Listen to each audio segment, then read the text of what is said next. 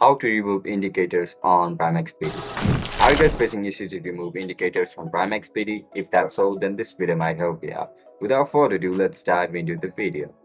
To remove indicators on Primax PD, first of all, open Primax PD on a mobile device.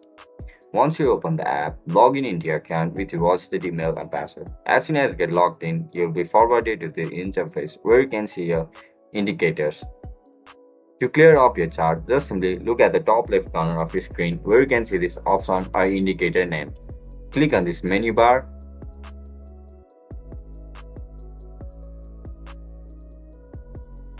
Now just simply tap on this delete icon or dustbin icon. As soon as you click on it, the selected indicator will be removed from your chart.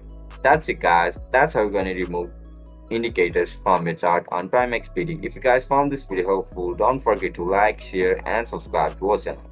Bye bye.